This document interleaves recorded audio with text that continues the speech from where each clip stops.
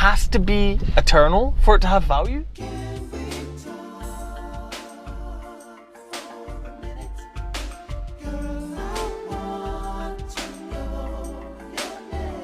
Certain school of philosophy, which is pessimism. Okay. Like refined philosophical pessimism. Very interesting. When I was going to read about that, but I didn't think it would go very well. Yeah. Thanks. That's it. Comedy career is back on track. Back in. Used to think I was pessimistic. Yeah. Okay. So pessimism is actually a philosophy. It is. It's not what it's commonly understood when people say pessimist. It's a bit more nuanced, but Okay. I'm not entirely familiar with it at the moment. But Pessimism. one of the primary exponents of formalized pessimistic thought, I suppose, is a guy called Arthur Schopenhauer. And I said that's super Scottish. Very good. And I haven't read any of his work yet, but I'm just getting introduced to this idea, and also what Nietzsche said on it too, because he had a different take on it.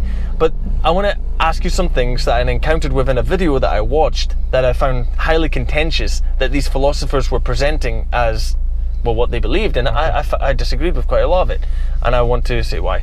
Okay. So, for one thing, they were talking about the nature of human existence being primarily characterized by suffering. This is what, and this being a bad thing. Okay. And I disagree with that, but it can get quite in depth. The next part that I want to ask you about is the nature of time, because they were contending that time has a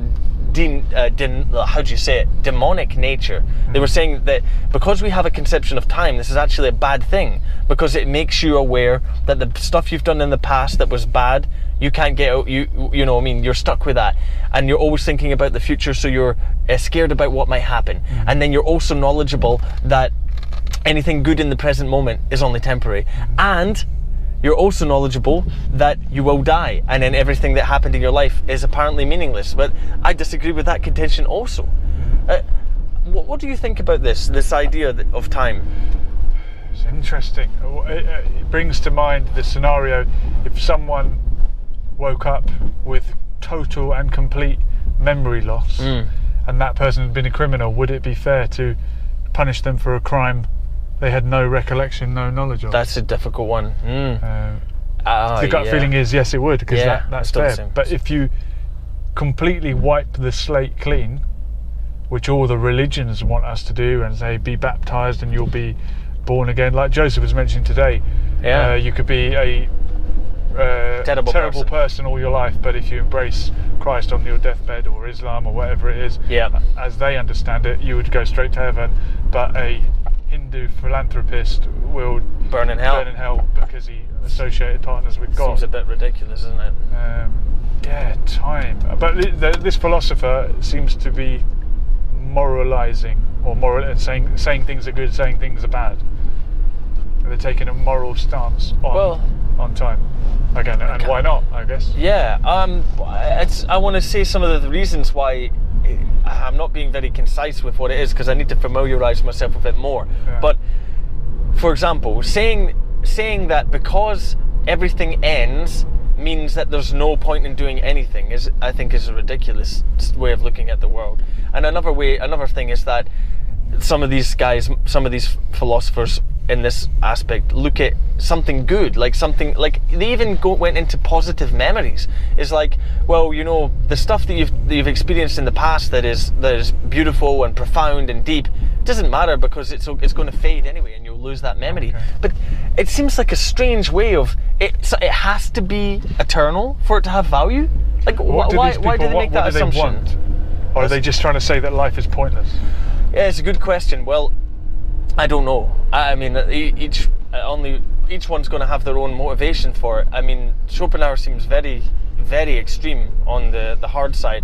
Well, Nietzsche, on the other hand, was saying you could have a pessimism of strength, right? Which means that you could acknowledge that it was basically along the similar lines of that you are generating meaning, that you will generate meaning in your life, and for me that seems far more valuable.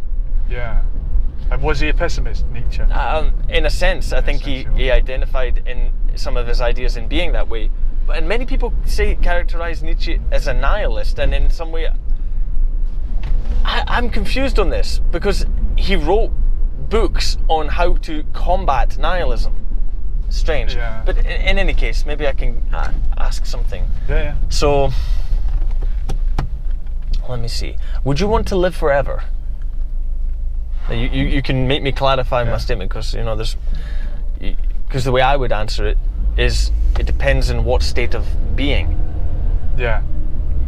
So that means human. Do I hope that consciousness is eternal? Okay, we could go with that. Rather than a physical. Rather than actually live forever and ever and ever.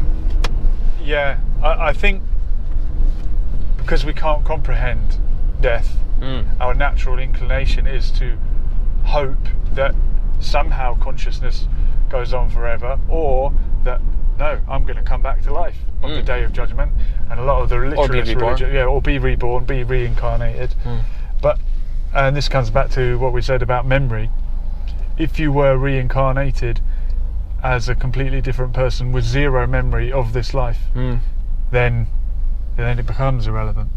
Right. You are just a different individual. Basically, in the sense that you will understand it. Yeah. So that wouldn't be you. So what do you think? What's your answer? Do I want to live forever?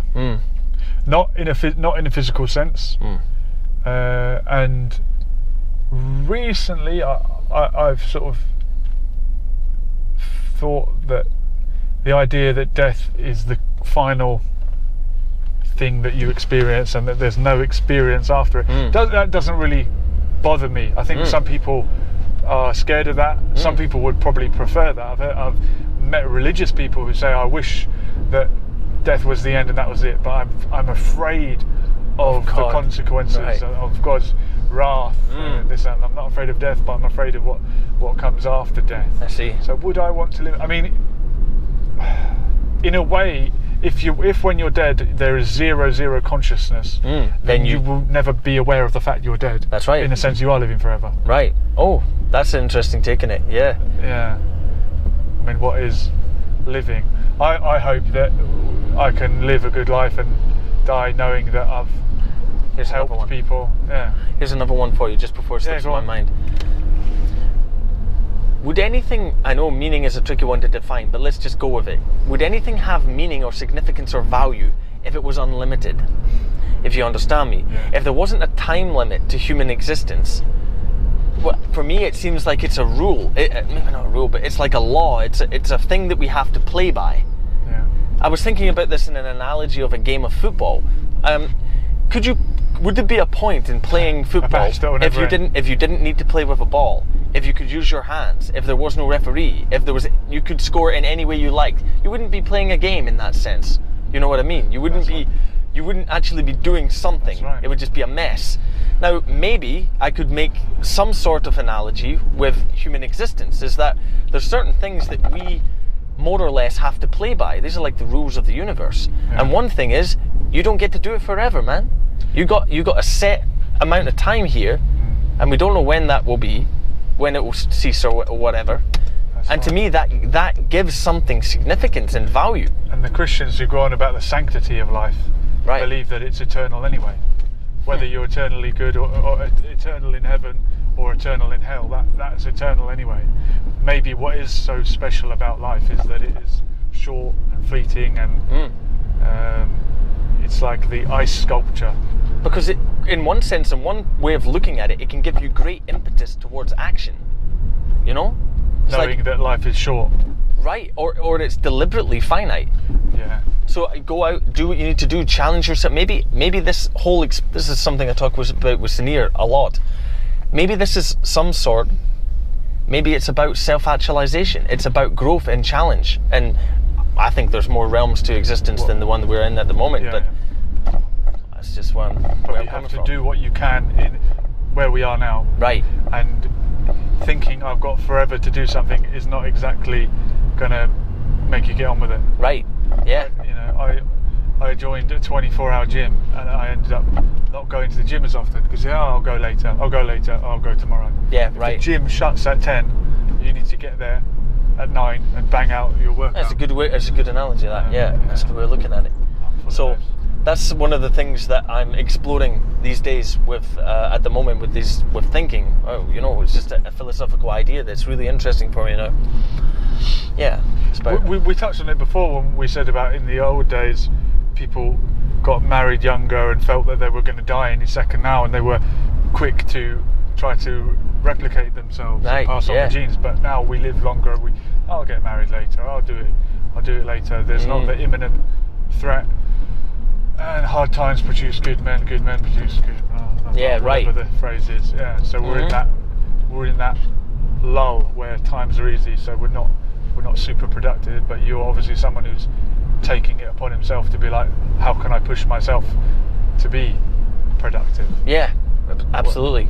Yeah, and similar to something we've talked about before, and it just comes up as being very profound, is that can something exist in isolation from all of our things? That is a very difficult thing for me to even try and comprehend.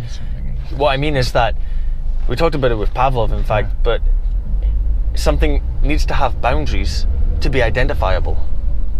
Yep. At least in the way that we can understand this world. Yep. Maybe there's other ways of understanding different realms. Time is just the space between events, and if there were no events, there's no time. Right.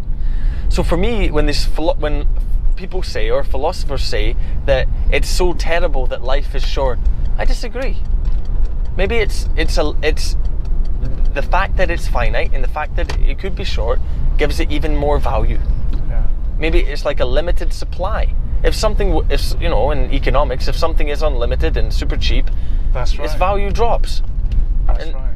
The sanctity of life might be that it is temporary and that you only live once. That's what they say. Right. So is your acknowledgement of there being something more in other realms, how do you reconcile the two? Oh, well, that's a good question, but I think that will tie into that concept of ego death. Is that this is going to be tricky. I don't think there is an I, not in the real sense, like the way that we conceive ourselves, our personalities. Okay. I think that is something that is constructed by our bodies or by our brain, and it works in this world, but I don't think that's our essence. This is going to be a much more spiritual kind of talk, I suppose. I don't think, and people are like, oh, what's your evidence? Well, it's not that type of convo, really. Yeah. It's this exploration into things that you might not be able to provide evidence for in the conventional sense. Speculating. Yeah. In a way, but there's experiences I've had that have shown me these things that might be the case. Unbelievably profound spiritual experiences. So there's that I've said before. I think what I mean is, I think, yeah. If you woke up and you were me, and I woke up and I was you, how would we know?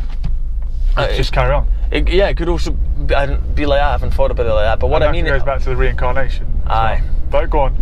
What I mean is that I think that things that, with the idea of ego death, which I think I've experienced in that near-death experience I had, the most recent one, the things that you think are you evaporate, and that's not a bad thing.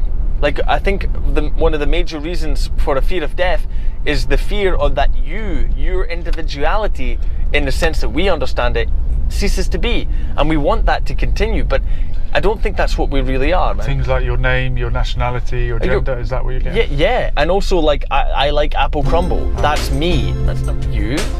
I think you is far more profound, and I think it's part of a greater whole. But yeah, maybe that's a different discussion.